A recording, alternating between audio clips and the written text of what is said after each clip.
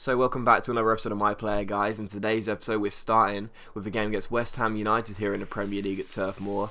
And if you missed the last episode, well, you should go back and watch it because we did get our first boot sponsorship as well. We got penalty, we unlocked them, we played a minimum of 5 Premier League games, and of course we are 70 plus rated, which means we have some boots on. Yes, for the first time we are not wearing EA generics, we're now wearing penalty boots. And in the first game with those penalty boots, we also scored our second goal in 3 games, as we lost to Leicester City by 2-1, but I was very pleased to score in that game as well.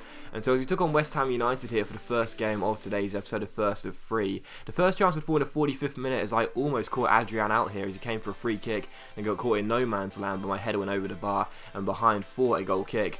However, in the 51st minute here, as I cross the ball in, it's cleared away. Eventually it comes to the right hand side of the box with Arfield getting on the ball. He's tackled by Winston Reid, but the cross comes in by our Reid, that's Stephen Reid, and I got onto the ball in the centre and headed in to make it Burnley 1, West Ham United 0. So Burnley 1, West Ham United 0, myself getting the goal there, heading it past Adrian and into the back of the net. Lovely cross by Stephen Reid as well, and a great header too. That's now my second headed goal in, I think that's maybe 5-6 games now. Well, that's my second headed goal of the series anyway, and now my third goal in the Premier League in total. So, you know, I mentioned before that I am trying to be more selfless as opposed to always scoring the goals, but it's not always that easy. It's a lot more easier to actually score the goals yourself, because you're able to control the shots, whereas your teammates' shots are usually quite poor. But even so, Burnley 1, West Ham 0, and the most important things, we were in the lead.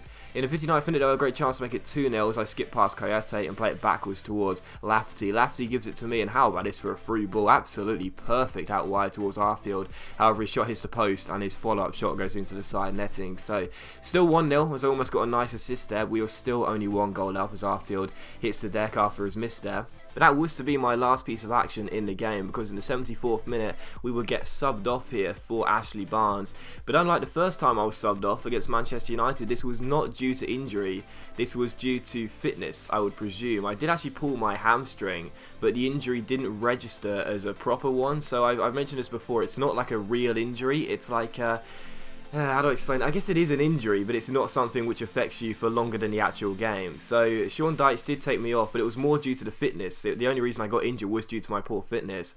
But even so, let's just call it a fitness-related injury as opposed to an actual proper injury. But I was taken off anyway, and it wasn't going to matter. I knew for sure that I wouldn't be getting a 3-week injury or whatever, because it rarely ever happens nowadays. Usually when someone pulls the hamstring, if you made 3 subs, it won't count as an actual 3-week injury or whatever. And as you can see, we did hold on for the win anyway. I watched the game, and that chance for Andy Carroll in the 90th minute was one of their final ones, and we did win by 1-0. Probably a little bit undeserved in all honesty. West Ham did have more shots and more on target, but at the end of the day, football is a game where you got to score goals. West Ham didn't, and we did. That's why we won.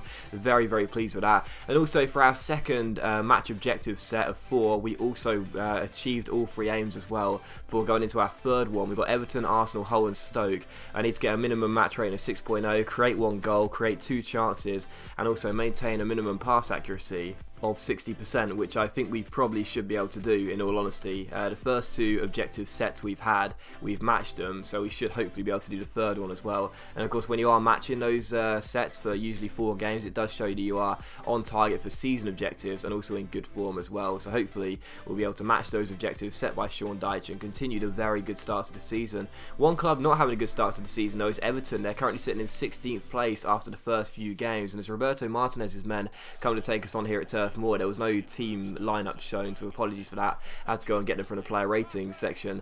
But the first chance would actually fall to the visitors. Matt Gilks making a very good save here to deny Ross Barkley and keep it goalless. But there was going to be a good chance for us here in the first half as Atsu gets taken, loses the ball to Arfield, and it comes to Gartner. Gartner plays it back to Arfield, inside towards me. I give it towards my man Ashley Barnes, but he hits the post and he goes behind for a goal kick. So a couple of good chances for both teams. Barnes hitting the woodwork there, but it was still goalless. And on the stroke of half time, a good chance for Everton to take the lead in this game as Naismith finds Ross Barkley, but Barkley's shot is saved by Gilks and eventually cleared away by Ben Mee. So still it was goalless in this game going into the second half, and just past the restart here, 2 minutes after the restart, Ross Barkley finds Stephen Naismith and his header hits the post before Aaron Lennon's shot is fantastically blocked and eventually turned behind for a goal kick. So still goalless in this game, both sides hitting the woodwork. Matt Gilks having to make a couple of good saves in this game as well, but still neither side had the lead. And to be honest, Aaron Lennon's shot there kind of summed summed up how the game was going after that hit the post, after Naismith's effort hit the post.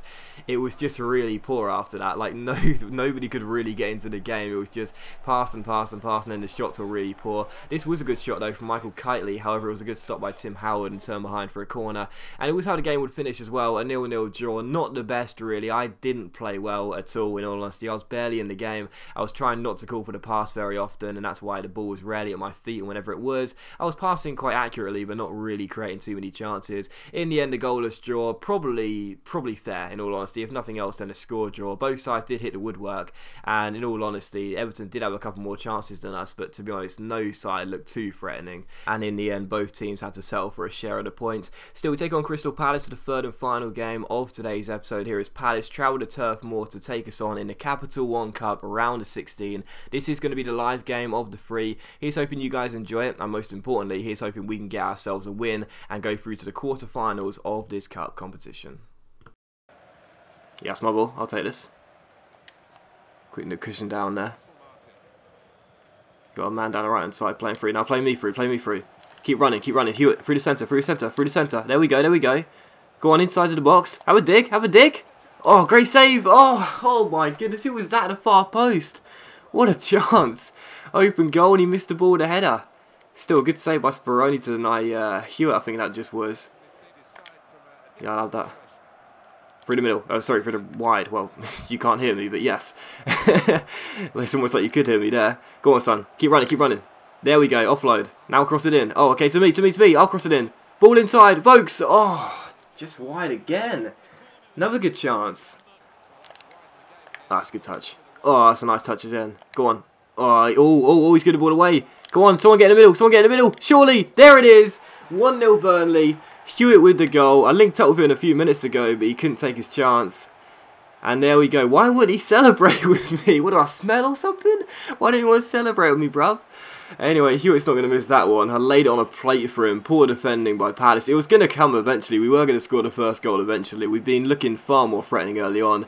And I just fizzed it across the face of goal. I'm telling you guys, seriously, drill crosses, I know I've mentioned it like 560,000 times already this year, but drill crosses are so overpowered when you're by the byline. Seriously, just drill it through the centre. I guarantee you'll have a player in the 6-yard box to tap it in. If not, it might cause a scramble and you could get a corner from it, or maybe even a lucky deflection to fall to one of your players. So yeah, drill crosses are just so effective this year. You've got to use them every opportunity. Anyway, 1-0 Burnley, Hewitt with the goal. I get the assist, nice to see, and it's Burnley 1, Palace 0. If you look towards the bottom left of your screen, you can see my stamina. It's already going down massively, and as I mentioned before, I'm a bit of a right trigger abuser, but you know, it's just not good enough. My stamina is actually my highest stat here with my player, 81, but it's just not enough. You know, you have to do everything in player career mode, or the majority of things, and your stamina is always going to get used up, and I don't know why you don't get enough rest time really. Still, it's some nice passing. I'm in the box if you need. In the box if you need. Go on, Hewitt. Oh, good save, Speroni. This has genuinely been one of those games which is just so typical player career mode.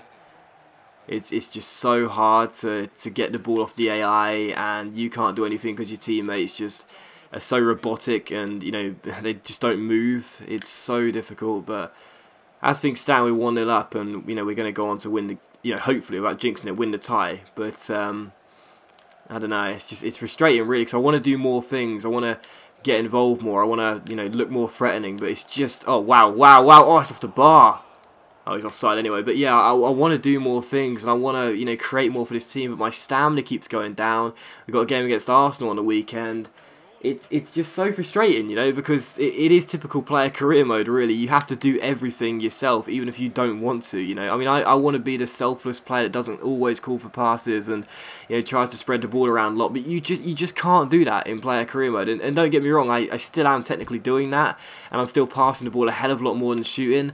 But when you look at the score lines, you're always going to see these sort of 1-0, 0-0s, you know, maybe 2-0 if you're lucky score lines, because it's so hard to make the team do things. You have to do it for them. You genuinely have to put it on a plate for them if they're going to score, or otherwise you've got to score the goals yourself. So it is quite frustrating. I'd imagine that playing in a defensive position in player career mode must be one of the most tedious things in the world. But yeah, I think this is definitely something that EA need to improve on, you know. It really is, because, oh wow, what a chance to make it 2-0. I bet I'm going to pull up here. How hilarious would this be? Come on, come on, come on, come on, 2-0, 2-0, 2-0. Yes, there we go, another goal for me. But this is the point, you know, like, it's all about... It's all about the way EA do things, and they just don't put enough effort into this sort of side of career mode, you know, because the AI players, they just don't move like, you know, regular human beings, you know. There's barely any movement by your teammates, and don't get me wrong, I'm really pleased to, you know, score goals and everything, but it's not really what I want to do, especially not in this player career mode where I'm trying to be more selfless. And yes, as I just mentioned, I am passing the ball around a lot more, but I don't know, sometimes I just get really frustrated with just knowing how easy it could be for EA to integrate some of the changes I talk about, but just neglecting it to work on other things. Anyway, enough of complaining. It's Burnley 2, Palace 0. I've scored and assisted. Why should I be moaning in this game, right? Anyway, it's 2-0 to us, and there's no doubt now we're going through. We're definitely going through to the quarterfinals. I've played pretty well, in all honesty, as Sean Dyche puts on Park the Bus. I've played pretty well, in all honesty. A goal and an assist on my troubles, and yeah, we're going to take the win, get ourselves through to the quarterfinals of the Capital One Cup. Got a game against Arsenal on the weekend. This has been a really impressive start to the season. A couple of bad notes with the injury, and the loss to Leicester was a shame as well, but and the loss to Chelsea. But other than that, everything's been going according to plan at the start of the season. It's been fantastic. Let's just keep this up. Yes, great challenge here. Then the ball forward. Go on, I'm running through. I'll flick it back. Go on, Jukovic. Go on. Get myself another assist. Oh, it's just wide. I probably shouldn't have called for the shot there, should I? Oh well, it's going to be our game anyway. No doubt. Definitely deserved it as well. We played so much better than Palace. They've barely been in the game, in all honesty. It has been a typical player career mode game, I'm afraid to say, but even so, we are going to get the win, and that's the most important thing.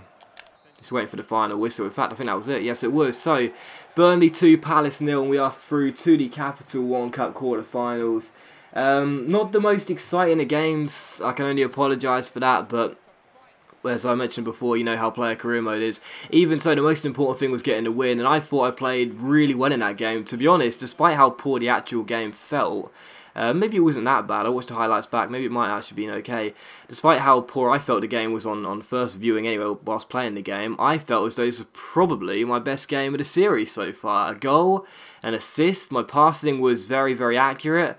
Yeah, I thought I sort of controlled the game really and played pretty well. So, very pleased to get ourselves through to the quarterfinals of the Capital One Cup regardless. Wouldn't mind an easy tie in the quarterfinals. I'm looking at some of these teams here. I'll take a lower league team. Obviously MK Dons are there, Bolton as well. But we'll have to wait and see. Still, good to get ourselves through. I definitely think that was probably my best game of the series so far. And yeah, in the next episode, we'll be coming back and we'll have a game against Arsenal and Hull and maybe Stoke as well. But regardless, thanks very much for watching today's episode of My Player, guys. Really do hope you have enjoyed. If you have enjoyed today's episode, then please do leave a like, and I will see you for the next episode of My Player very soon.